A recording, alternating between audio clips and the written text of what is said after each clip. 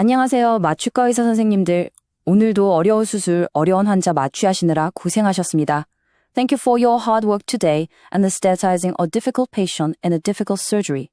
오늘은 우리가 다루는 케이스 중에 혈액학적으로 가장 챌린징한 수술 중 하나인 개복 복부 대동맥류, 바로 Open AAA Repair에 대해 깊이 파고들어 볼까 합니다. 특히 최근 ERES 프로토콜이 굉장히 강조되면서 우리의 마취 관리, 그중에서도 통증 조절에 대한 오랜 믿음에 대해 다시 한번 질문을 던져야 할 때가 왔습니다. 오늘 우리가 함께 살펴볼 여정입니다. 먼저 AA 수술이 왜 그렇게 위험한지, 우리가 싸워야 할 전장의 특성을 명확히 파악하고 여기서 마취과 의사인 우리가 마주하는 핵심적인 딜레마를 정의해 볼 겁니다. 그리고 EAAS라는 새로운 게임의 법칙이 이 딜레마에 어떤 영향을 미치는지 살펴본 뒤 수술의 가장 결정적인 순간이죠. 대동맥 클램핑의 생리학을 아주 자세하게 분석하겠습니다. Finally, we'll look at the hard data from a very recent study to question a long-held gold standard and think about where we should go from here. 자, 첫 번째 파트입니다. 우리가 이 어려운 싸움에서 이기려면 먼저 우리가 싸워야 할 전장이 어떤 곳인지 명확히 이해하는 것부터 시작해야겠죠. We need to understand the nature of the beast before we can even attempt to tame it. 네, AA 수술의 판도는 정말 엄청나게 높습니다.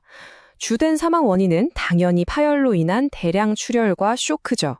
하지만 진짜 문제는 대부분의 환자들이 이미 심장, 폐, 신장 등 주요 장기에 심각한 동반 질환을 가지고 있다는 점입니다. IHD, 고혈압, COPD, CKD, PAD, 정말 교과서에 나오는 질병은 다 가지고 오시는 경우가 많죠. 그래서 대기수술 사망률도 2에서 5%로 결코 낮지 않고 만약 응급으로 터져서 오면 사망률은 70%까지 치솟습니다. This massive mortality gap is precisely why our management of elective cases is so absolutely critical. 우리가 이 환자들을 어떻게 관리하느냐에 따라 생사가 갈리는 겁니다. 여러 동반 질환 중에서도 특히 허혈성 심질환을 가진 환자들은 정말 살얼음판을 걷는 것과 같습니다. 수술 중에 MI가 올 위험이 굉장히 높기 때문이죠. 그래서 수술 전 베타 차단제, 스타틴 같은 약물 치료를 최적화하는 건 기본 중의 기본입니다. 하지만 결국 수술실에서 우리의 가장 중요한 목표는 단 하나입니다. 바로 수술 내내 혈액학적 안정을 유지해서 심근의 산소 공급과 수요의 불균형, 즉 supply demand mismatch를 막는 것입니다. Ultimately, our number one job as anesthesiologists in this setting is to protect the heart by maintaining stability. 자, 이렇게 높은 위험성을 가진 환자들을 배경으로 이제 우리 마취과 의사들이 수술실에서 마주하는 근본적인 딜레마에 대해 이야기해 보겠습니다. Let's really break down the central conflict we face every time we manage these patients in the OR. 위험 요인은 크게 환자, 수술, 그리고 마취 요인 이 세 가지로 나눌 수 있습니다. 환자 요인, 즉 나이나 ASA 등급, 기저질환 같은 건 우리가 바꿀 수 없는 거죠. 수술 요인도 마찬가지입니다. 대동맥을 얼마나 오래 클램핑하는지, 신장동맥 위를 잡는지 아래를 잡는지 같은 것들은 대부분 설전의 영역입니다. But look at the anesthetic factors. 바로 여기가 우리 마취과 의사들의 무대입니다. 마취기법 선택, 혈액학적 안정성 유지, 통증 관리, 수액 관리, 이 모든 것이 서로 긴밀하게 연결되어 하나의 거대한 딜레마를 만들어냅니다. How do we provide excellent, profound pain relief without causing dangerous, life-threatening hemodynamic instability? 바로 이것이 핵심 질문입니다.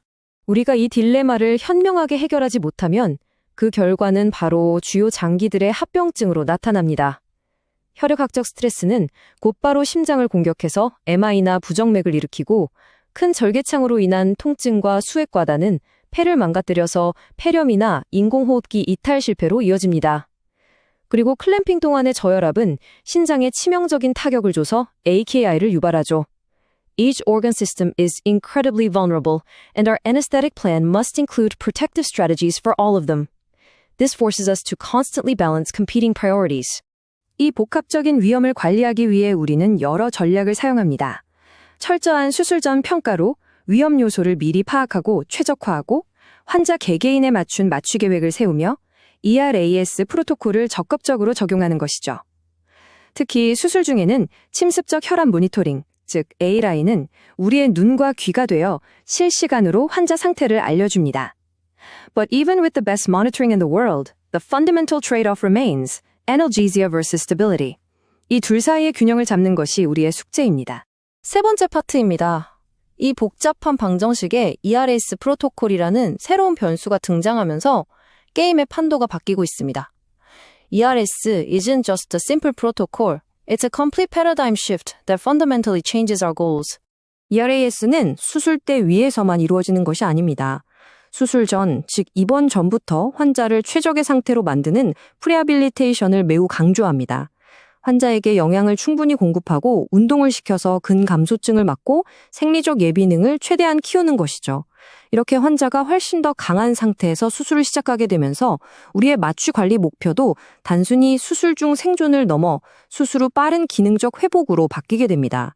This very important shift puts even more emphasis on minimizing opioids and promoting early mobilization, which directly impacts our choice of anesthesia. 그 효과는 연구 결과로도 분명히 나타납니다. 한 기관에서 EARAS 프로토콜을 도입하고 그 전후를 비교한 후향적 연구를 보면요. EARS를 적용한 그룹에서 재원기관, 그리고 총마약성 진통제 사용량, MMA, 이 눈에 띄게 줄었고 당연히 의료 비용도 감소했습니다. 흥미로운 점은 사망률이나 주요 합병증 발생률 자체에는 큰 차이가 없었지만 기능적인 회복이 훨씬 빨랐다는 겁니다. This is the new goal, not just surviving the major surgery, but thriving and recovering quickly afterward. 그리고 이 새로운 목표가 우리의 마취기법 선택에 직접적인 영향을 미치게 됩니다. 자, 이제 EARS라는 새로운 목표와 기존의 딜레마를 모두 안고 우리 마취과 의사들이 수술실에서 내려야 할 핵심적인 결정들을 자세히 살펴보겠습니다. Okay, now let's dive into the core of our practice for these complex cases, the real nuts and bolts of our anesthetic plan. 우리의 선택지는 크게 세 가지로 볼 수 있습니다. 전신마취 단독, 전신마취와 경막의 마취 병용, 그리고 전신마취와 비교적 새로운 국소 맞추기법, 예를 들어 PBB나 ESPB 같은 것들을 병용하는 방법입니다. 이 표를 보시면 우리가 겪는 딜레마가 정말 명확하게 드러납니다. 경막의 마취, 즉 에피듀럴은 통증 조절 효과가 탁월하고 오피오이드 절감 효과가 커서 ERAS 목표에 아주 잘 부합하는 것처럼 보입니다. 하지만 교감신경 차단으로 인한 저혈압이라는 치명적인 약점을 가지고 있죠. This is the central trade-off we've been talking about, laid bare in this table. Excellent analgesia at the cost of hemodynamic instability. 특히 신장동맥 주위 대동맥류, 즉 페르레널 AA 같은 복잡한 수술에서는 이 딜레마가 더욱 첨예해집니다. 요즘은 이런 케이스에서 개복 수술과 혈관 내 시술을 결합한 하이브리드 수술을 많이 하는데요.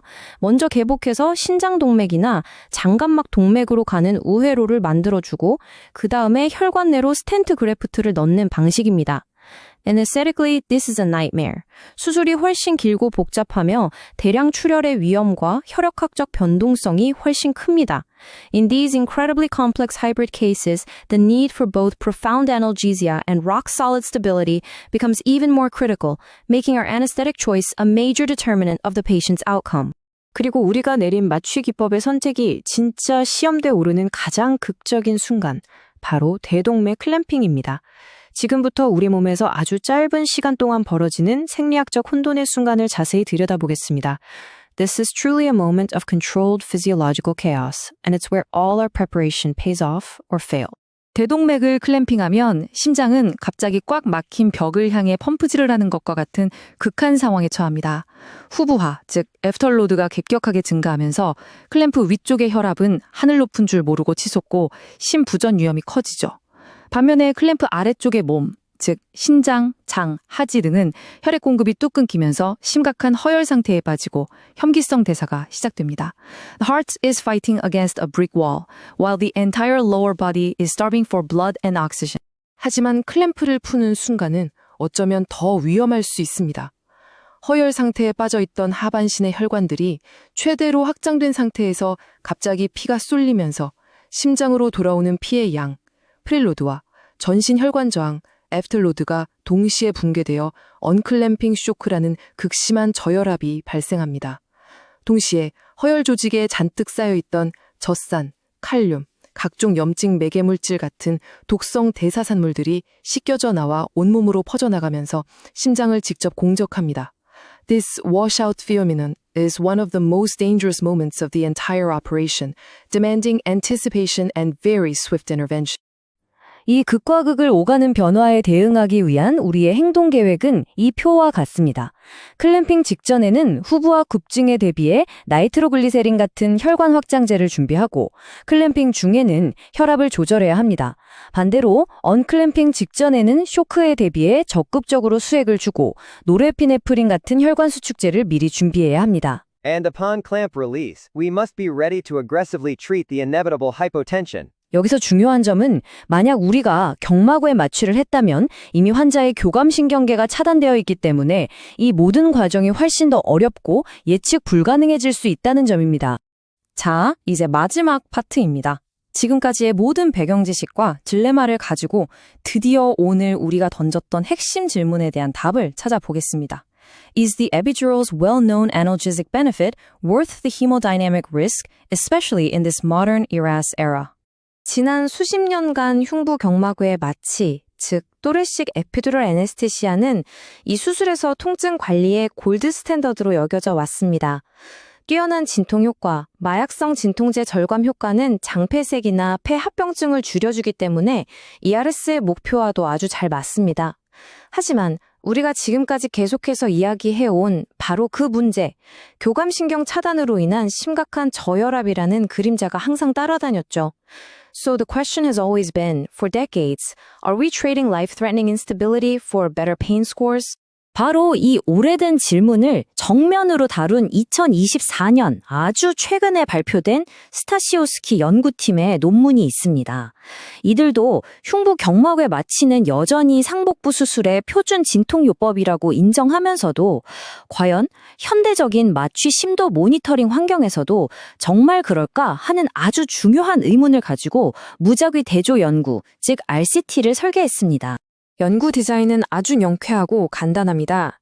ASA 3등급의 대기 AAA 수술 환자들을 세 그룹으로 나누었습니다. 두 그룹은 각각 다른 국소 마취제, 로피바카인, 부피바카인을 사용한 경막의 마취를 받았고 마지막 한 그룹은 경막의 마취 없이 정맥 진통제, 구체적으로는 메타미졸과 트라마돌만 투여했습니다. A key feature of the study, and what makes it so relevant, is that all groups received rescue fentanyl guided by modern adequacy of anesthesia monitoring. 즉, 객관적인 지표를 보고 통증 조절을 했기 때문에 진통 효과를 비교하기 위한 아주 공정한 경쟁의 장을 만든 셈입니다. 자, 먼저 통증 조절 효과에 대한 결과입니다. 그래프를 보시면 예상했던 대로입니다. 두 경막의 마취 그룹은 정맥 주사 그룹에 비해 수술 중 필요했던 펜타닐 요구량이 절반 이하였습니다.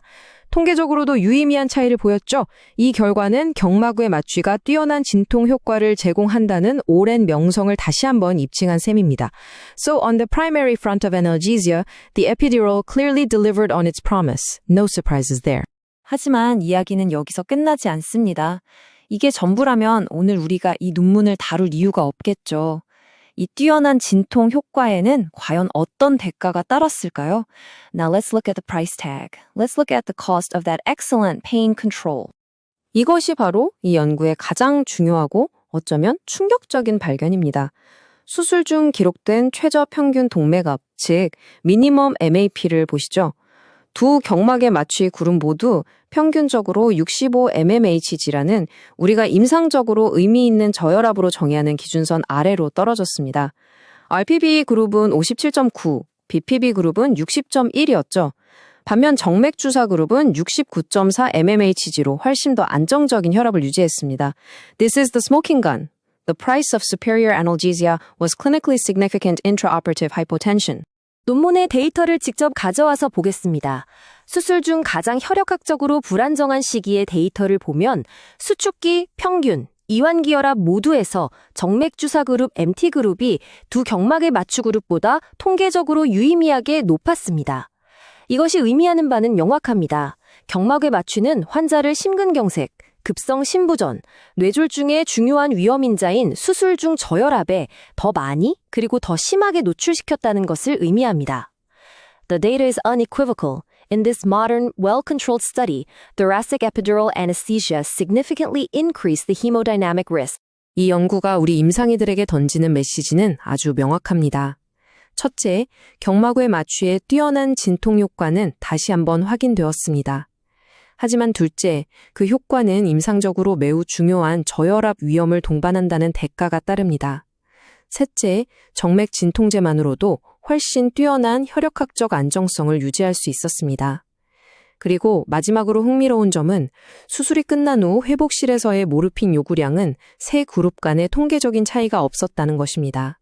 Therefore, the decision to use an epidural should not be an automatic, default choice. It requires a careful, nuanced risk-benefit calculation for each and every single patient. 그렇다면 골드 스탠다드에 문제가 있다면 우리의 대안은 무엇일까요?